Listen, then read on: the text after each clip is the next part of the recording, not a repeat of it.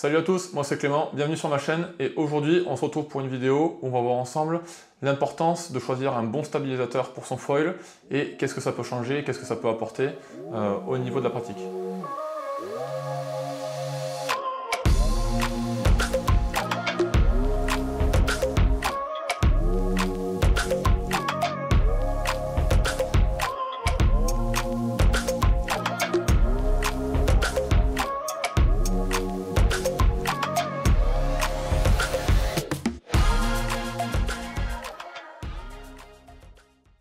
Avant de commencer la vidéo, vous l'avez peut-être remarqué, mais j'ai investi dans pas mal de matos vidéo pour améliorer la qualité du contenu YouTube que je fais.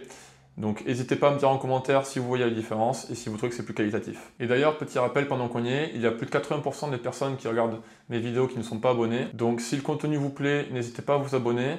C'est le meilleur moyen de faire grandir la chaîne et ça m'aide énormément. Allez, place à la vidéo. Alors le stabilisateur, c'est une pièce qu'on néglige assez souvent en surfoil. On parle très souvent de planche, de mât, d'aile avant, mais le stabilisateur, voilà, on le néglige assez souvent et on l'oublie. Alors que pourtant, c'est une pièce maîtresse pour bien faire fonctionner un foil. C'est ce qui va apporter la stabilité, la vitesse, de la facilité au pumping et de la tolérance quand on va voler. Donc c'est quelque chose à ne surtout pas négliger. Donc j'ai commandé un nouveau stabilisateur. Voilà, j'ai commandé le S145 V2 de chez North. Avant, j'avais du coup le 142 de Downwind de chez North. Qui n'était pas vraiment fait pour le surfoil, mais comme c'était le plus petit de la gamme, j'avais décidé de le prendre pour aller plus vite et avoir plus de performance en surfoil, c'est ce que je pensais du moins. Et du coup, voilà, j'ai acheté celui-ci, et du coup, on va voir ensemble quelles sont les différences entre les deux stabilisateurs, et même par rapport à ceux que j'ai pu utiliser avant. Donc ce stabilisateur-là, le S142, du coup c'est un stabilisateur qui est fait pour le downwind à la base, donc qui a beaucoup d'envergure, il va y avoir pas mal de glide, donc c'est quelque chose où moi je me suis dit ça va pouvoir m'aider vraiment au pumping et apporter à basse vitesse. Mais en fait je me suis rendu compte du coup quand j'ai reçu le deuxième, donc le S145, que finalement ça m'apportait pas tant que ça. C'est plus vraiment un stab qui est fait pour avec les ailes de downwind tout simplement. Et vu que moi en surfoil j'utilise la SF680 et pas une aile de downwind, et bien du coup c'était pas forcément le plus adapté et je m'en suis rendu compte vraiment quand j'ai reçu du coup le stab en 145 qui est vraiment typé pour le surfoil. Et vraiment ça fait une grosse différence par rapport à ce que j'avais avant. Donc pour expliquer un petit peu ce qui me gênait du coup avec le stab de downwind, donc le 142, j'avais l'impression en fait que dès que j'essayais de faire une manœuvre, un carve ou quoi que ce soit, il avait tendance à vouloir se remettre à plat assez rapidement. Donc j'avais beau appuyer sur le rail et essayer de tenir la ligne, en fait le foil voulait se remettre à plat, ou alors quand j'essayais de faire sortir un petit peu les tips de l'aile avant, si j'appuyais vraiment pas fortement sur le pied arrière, le foil avait tendance un petit peu à décrocher. Donc voilà, c'est pour ça aussi que j'ai décidé d'en prendre un nouveau pour essayer de corriger ce problème et voir si le problème venait tout simplement de l'aile avant ou plutôt du stabilisateur. Donc du coup, dès que j'ai mis le stab en 145, alors j'ai pas forcément eu des conditions exceptionnelles quand je l'ai essayé. Pour l'instant, j'ai pas encore eu la chance d'avoir des bonnes vagues, donc c'était assez petit.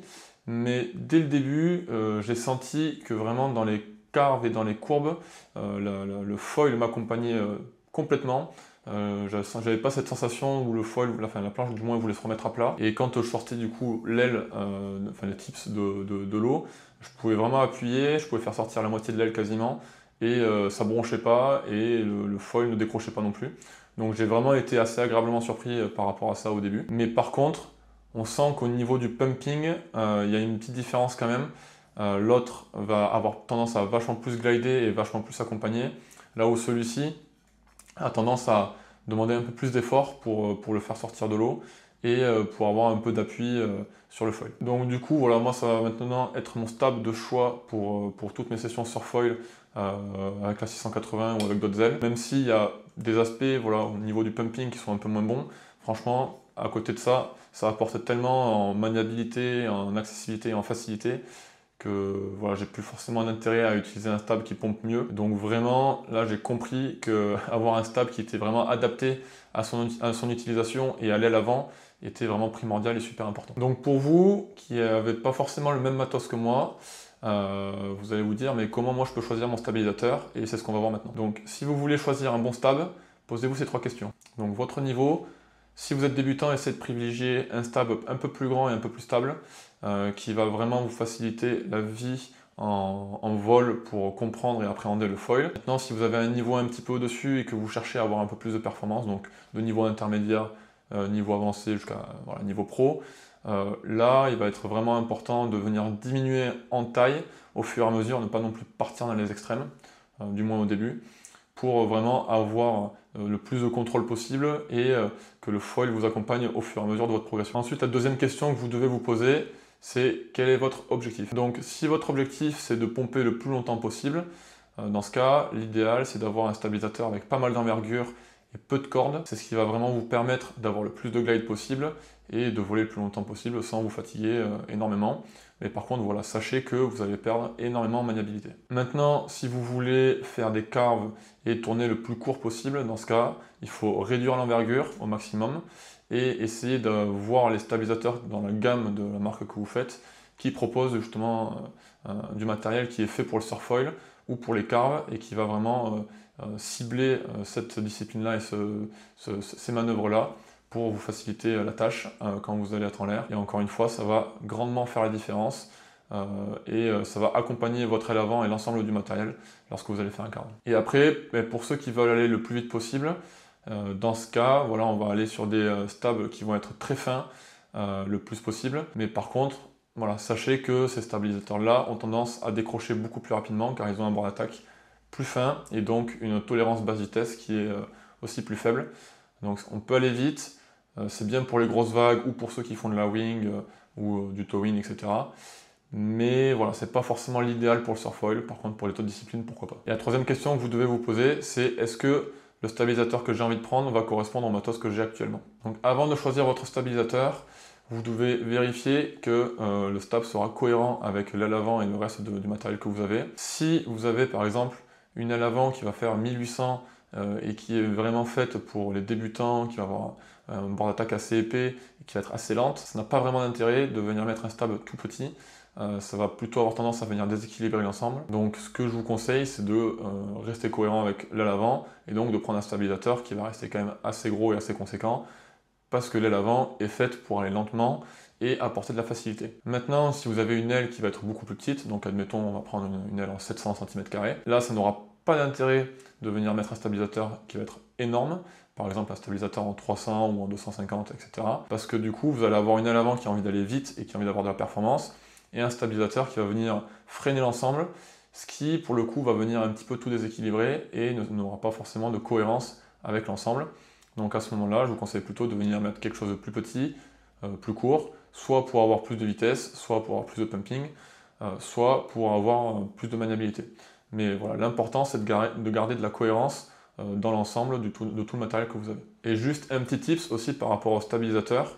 Des fois vous allez avoir le bon matériel, mais le stabilisateur ne va pas forcément fonctionner de la meilleure des manières, juste parce qu'il n'a pas forcément le bon angle d'incidence par rapport à l'avant et par rapport à l'ensemble. Donc vous pouvez essayer de venir mettre des cales au niveau du stabilisateur, et ça peut changer énormément de choses. C'est ce qui s'est passé pour moi lorsque je faisais du dog start avec la 1400 de Downwind.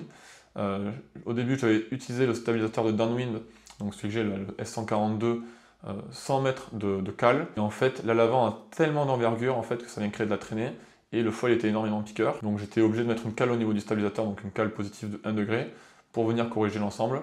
Et après, ça fonctionnait parfaitement bien. Donc voilà, avoir un bon stabilisateur, ça a énormément d'importance. Donc je vous conseille fortement de vous y intéresser et de voir si votre matos est cohérent avec le stabilisateur que vous avez par rapport à votre aile avant. Et pour moi, ça a changé énormément de choses dans ma façon de rider. Voilà, déjà, je sens que je progresse beaucoup plus, que je peux faire confiance à mon matériel et que je sens que voilà, ça ne va pas me lâcher lorsque je vais essayer d'appuyer un peu plus fort ou que je vais essayer d'engager un peu plus. Donc voilà, pour moi, c'est un confort en utilisation.